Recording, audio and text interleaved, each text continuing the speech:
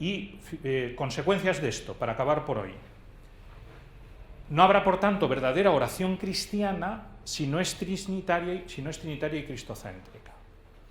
Esto tiene más consecuencias prácticas de lo que parece. Por ejemplo, el famoso problema de los carismáticos.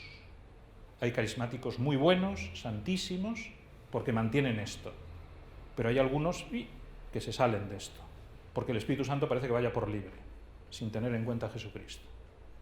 Entonces, cuando supuestamente el Espíritu Santo va por libre, no es el Espíritu Santo.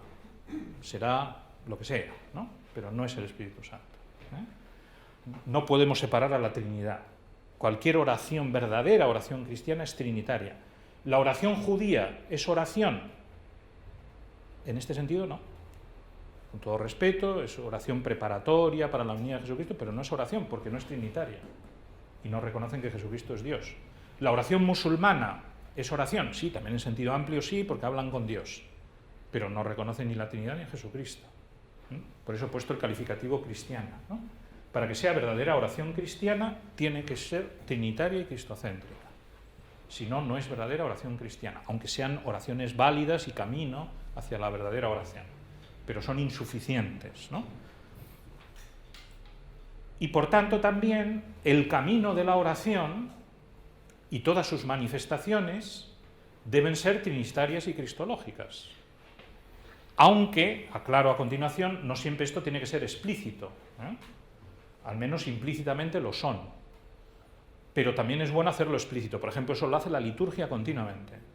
Si uno va leyendo con atención los textos de la misa, siempre es al Padre, por Jesucristo nuestro Señor, por el Espíritu Santo, que es el que nos ilumina, el que nos enciende, el que nos mueve, ¿no? Al Padre, en Cristo, por el Espíritu. Siempre, siempre, todas las oraciones litúrgicas, ¿no?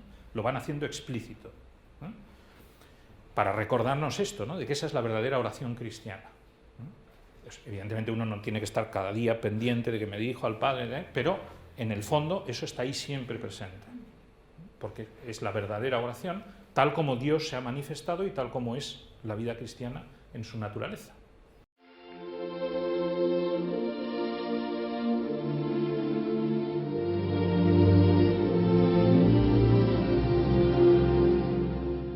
Bien, este es el punto donde nos quedamos ayer. Como alguna me preguntó a la salida, por si no lo dije muy claro, aquí he puesto, al menos implícitamente, siempre la oración cristiana es trinitaria y cristológica. Pero es bueno hacerlo explícito. Y puse el ejemplo de la liturgia, que lo suele hacer en muchas oraciones, ¿no? Esto quiere decir que uno no tiene que estar preocupado cuando hace oración de estar acordándose de la Trinidad y de Jesucristo, porque si es verdadera oración cristiana, lo es. O sea, lo que vamos a hacer a partir de aquí es un análisis de cómo es la oración cristiana para ver que todos estos elementos están siempre presentes, ¿no? Pero es bueno hacerlo explícito porque, como iremos viendo también, es bueno aprender a tratar a las tres personas y a la humanidad santísima de Jesucristo. Y no es lo mismo porque son personas distintas, ¿no? De momento es lo que he dicho. Bien, entonces para iniciar el itinerario de hoy, tenemos aquí una cita de Santa Edith Stein que sitúa muy bien lo que luego vamos a explicar. Este es un artículo que escribió ella que se titula La oración de la Iglesia, que aparece en un libro con escritos espirituales suyos, no sé si será fácil de conseguir, pero es un artículo muy interesante para nuestro tema, sobre todo precisamente para el aspecto eclesiástico de la oración. Pero bueno, me interesa de momento estas palabras suyas. Comenta el final, la doxología, la llamada doxología, el final de las plegarias eucarísticas, ¿no? Por Cristo, con Él y en Él, a ti Dios Padre Omnipotente, en la unidad del Espíritu Santo, todo honor y toda gloria. Y saca esta consecuencia. Estas solemnes palabras encierran de forma muy breve lo que es la oración de la Iglesia.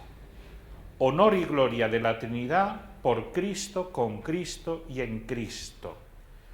Las tres conjunciones son distintas, y tienen un sentido distinto, como iremos viendo. Por Cristo, con Cristo y en Cristo. Aunque las palabras se dirigen al Padre, no hay glorificación del Padre que no sea a la vez glorificación del Hijo y del Espíritu Santo, porque son inseparables, tres en uno.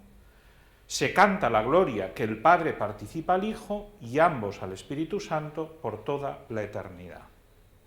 Aquí está Cristo, la unidad de la Trinidad y la distinción de la Trinidad, ¿no? Que son los tres elementos que siempre hay que mantener, ¿no? El equilibrio de la fe cristiana hace que siempre tengamos que estar manteniendo estos tres principios sin separarlos. Dios es uno y trino, y una de esas personas es Dios y hombre a la vez. Cuando te inclinas demasiado a la unidad, herejía. Si te inclinas demasiado a la Trinidad, herejía. Si te inclinas demasiado a la humanidad de Cristo, herejía. Si te inclinas demasiado a la divinidad de Cristo, herejía, que son todas las herejías de los primeros siglos, de hecho, y algunas recientes. Entonces, en la oración pasa lo mismo, ¿no? En la oración hay que mantener ese equilibrio. Se canta al Padre, dice, pero no se separa el Padre del Hijo y del Espíritu Santo. Pero es la gloria que el Padre participa al Hijo, porque el Padre es el origen del Hijo, y ambos al Espíritu Santo, porque son los dos de los que procede el Espíritu Santo. Edith Stein tiene una gran habilidad para estas cosas, para decir en pocas palabras un montón de cosas, ¿no? Esenciales, ¿no? En estos temas, con su mentalidad filosófica muy profunda, lo sabe hacer muy bien. Bueno, es decir, este puede ser un esquema que viene a decir lo mismo, por si ayuda, ¿no? La oración es diálogo con Dios, pero Dios es Padre, Hijo y Espíritu Santo.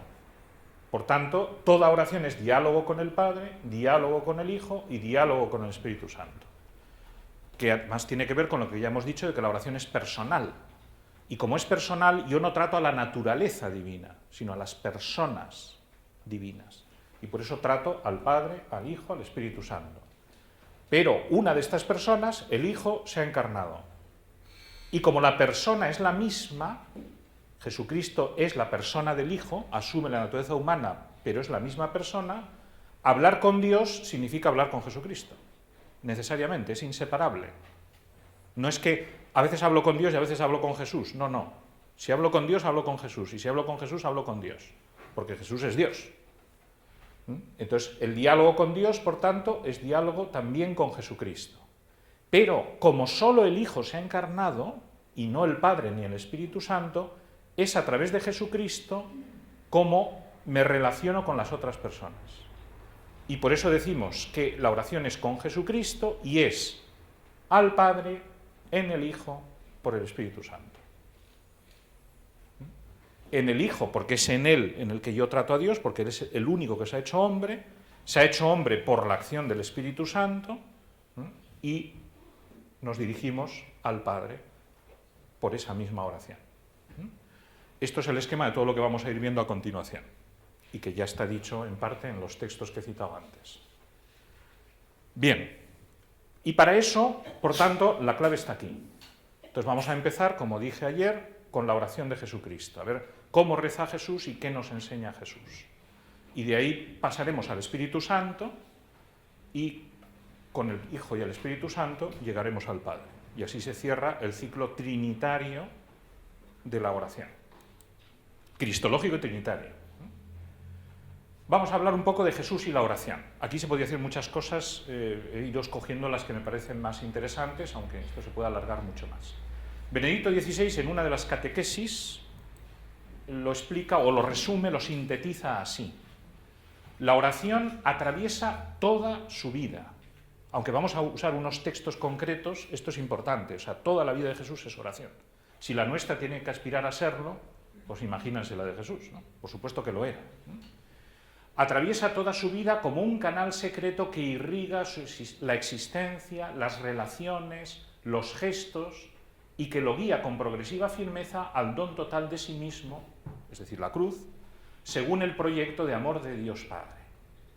Hasta ahí es como una síntesis de que eso, toda la vida de Jesús es oración. Él es el maestro también de nuestra oración. Incluso Él es el apoyo activo y fraternal de nuestro dirigirnos al Padre. Veremos que esto está muy unido, ¿eh? Es maestro, pero al mismo tiempo reza con nosotros. No es un maestro desde fuera. Verdaderamente, como resume un título del compendio del Catecismo de la Iglesia, la oración se revela y actúa plenamente en Jesús.